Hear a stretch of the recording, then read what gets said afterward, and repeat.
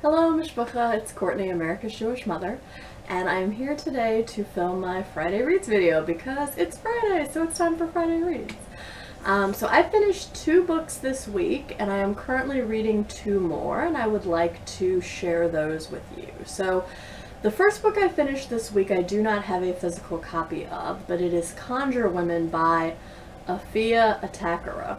By the way, if you've heard me mention this book in previous videos, I have been mispronouncing the author's name. So it is Afia, as in rhymes with Sophia, Atakora.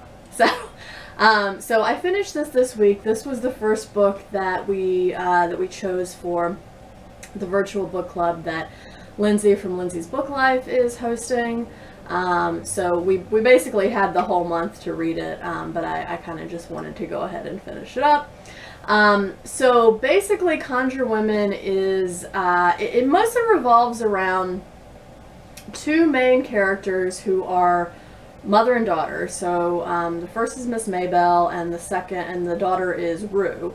And both of them are conjure women, or kind of traditional healers in their community.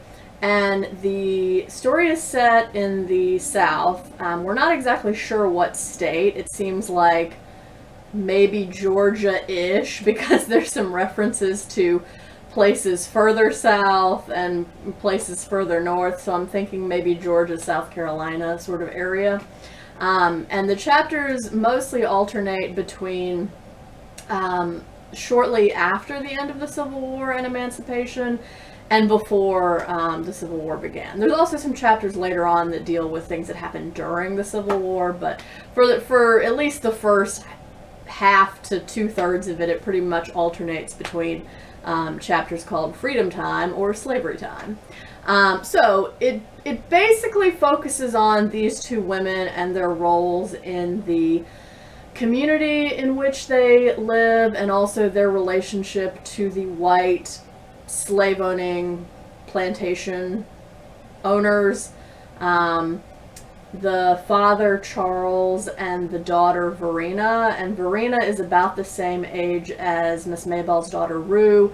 They grow up together and play with each other and things like that. And so sort of over the course of the novel, you get kind of a slow reveal about all of the interconnected relationships between these people.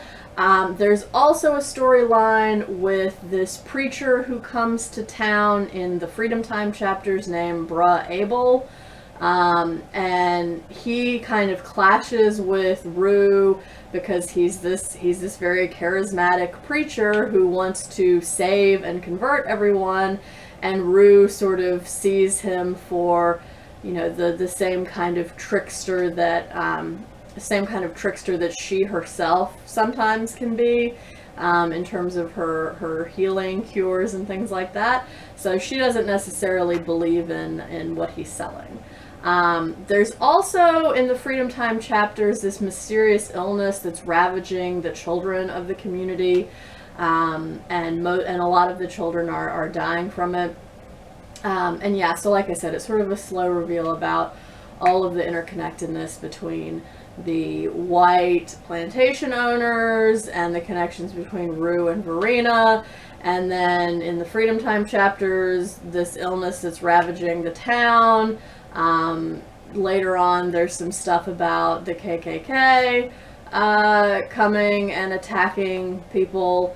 And yeah, and then the sort of conflict between Rue and Bruh Abel, this preacher. So I ended up giving the book 3 stars. I thought it was well written. The writing itself is quite good, and I found the story kind of interesting, but ultimately there were some things that happened in the second half of the book that I found a little not terribly believable. So anyway, I'll just leave it at that. But I mean, I think if you read the first few chapters and you find the writing style engaging, I feel like you will probably like this book. So I do recommend it, but again, for me, it was not just a, like, whoa, this totally blew me away or anything. So 3 stars. The second book I finished this week was the Crunk Feminist collection. This is largely written by Brittney Cooper, Susana Morris, and Robin Boylorn. There are also a number of other contributions in this collection from other either guest contributors or other members of the Crunk Feminist Collective, because this is a compendium of blog posts that were originally published on the Crunk Feminist Collective website from 2010 to 2015. And what the editors, the three women I mentioned already, what the editors here have done is they've grouped them together by subject. So there's one section about gender and the patriarchy. There's another section about family and chosen family. There's one about pop culture. There's one about hip-hop generation feminism, because that's the sort of feminism that these ladies ascribe to. There's one about love and sex, etc., etc. So they group them by subject. And the essays are all quite short because they were originally published as blog posts. So there are a few of them that are longer than about 3 or 4 pages at most. Some of them aren't even that long. And yeah, so I found that they tended to read pretty quickly. All of the editors, I think, work in academia. Yeah, I'm pretty sure all 3 of them work in academia. So there are a lot of words that a lot of academic terms that get thrown around, like hegemonic and intersectionality and things like that. But I will say that the authors have very helpfully provided a glossary at the end of the book to define terms that may be unfamiliar to a non-academic reader, like cisgender, or intersectionality, or neoliberalism. And they also define some terms that they themselves or other members of the Crunk Feminist Collective coined, like disrespectability politics, or black girl, which is like one word sort of smushed together, or ratchet respectability, etc., etc. So I think the glossary at the end is helpful in that respect.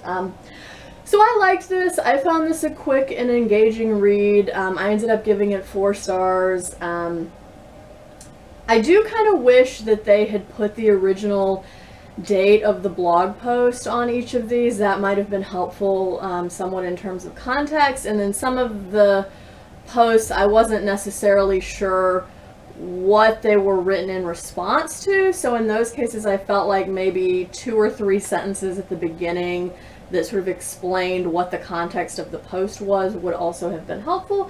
But otherwise, yeah, really engaging. If you are interested in Black feminism, especially from an academic perspective, and you want to know what the current generation of Black feminists who are killing the game are saying, I would pick this up. So 4 stars. So those are the 2 books I finished this week. In terms of what I am currently reading, I'm currently reading 2 books. I'm probably going to start another one today. But I'm still reading with my friend Taylor from graduate school.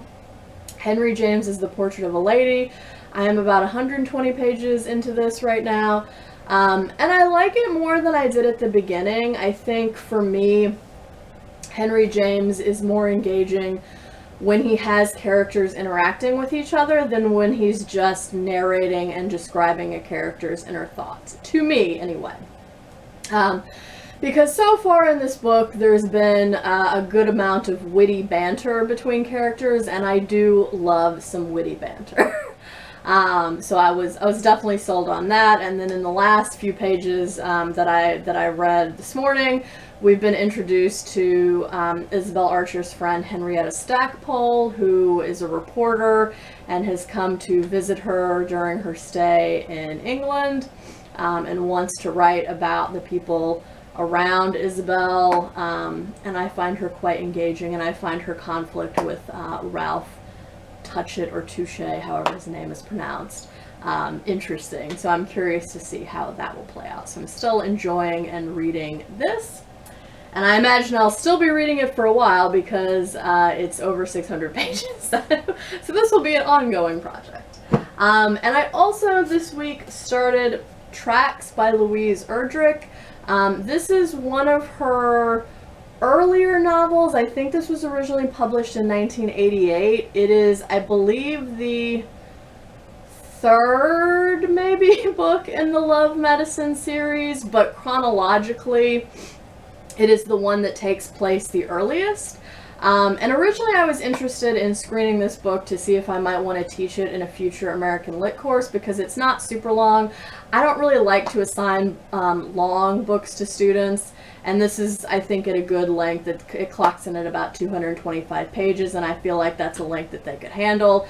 I did assign Octavia Butler's Kindred in, I think, fall 2019, and that was closer to 300 pages, and I will say that after a while I think it got to be kind of a slog. Not because there's anything wrong with the book itself, but I think just for me and for the students, spending longer than about 3 or 4 class periods on the same text tends to kind of just drag after a while. So anyway, but I really like this book so far, y'all.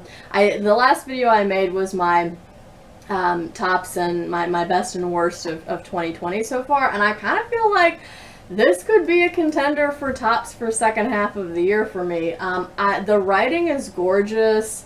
I find it very beautiful, and this book alternates between 2 narrators. You have Nana Push, who is this sort of, I want to call him an elder. He's not really that old, but he sort of refers to himself as an elder. I think he's about 50 or maybe slightly older than 50. But in terms of the time period in which this is set, it takes place between 1912 and I think about 1924. So for that time period, he's considered an elder, and he refers to himself as if he's this like old man who can't do anything. So anyway, so it alternates between these 2 narrators, Nana Push and then Pauline, who is this younger woman. And Nana Push is, and they go back and forth. So one chapter is from Nana Push's perspective, the next chapter is from Pauline's perspective, and it, just like I said, goes back and forth. And Nana Push is writing his chapters as letters to his granddaughter Lulu. And both Nana Push and Pauline seem very concerned with Fleur Pillager, who is Lulu's mother and is Nana Push's adopted daughter. And for Pauline, her interest in Fleur seems sort of, I'm not really sure how to describe it, because it's almost like Pauline is almost admiring of Fleur, but it's the kind of admiration where you're not really sure if she wants her or wants to be her, or maybe both. And then because of some things that have been said about Pauline, we're not entirely sure we can trust everything she says, but also Nana Push was named after this trickster figure, so possibly you can't trust everything he says. But anyway, I really like this book, y'all. So I would definitely recommend it. I only started it sometime earlier this week, since I filmed my last Friday Reads video, and I've already read 130 pages, and it's only 225 pages long, like I said, so I imagine I'm probably going to finish this up by Sunday. But yeah, it's really good. It makes me want to read more of Louise Erdrich's work. So yeah, I'll probably be adding more of her stuff to my TBR. So yeah, that is what I have been reading this week and what I have finished this week. So please let me know what you have been reading and enjoying. If you have read any of the books I've mentioned and you have thoughts about them, please feel free to leave a comment down below. And again, please feel free to tell me what you've been reading and liking this week. So I hope everyone is staying healthy and well. I hope you are all doing good reading. And until next time, would it kill you to call your mother?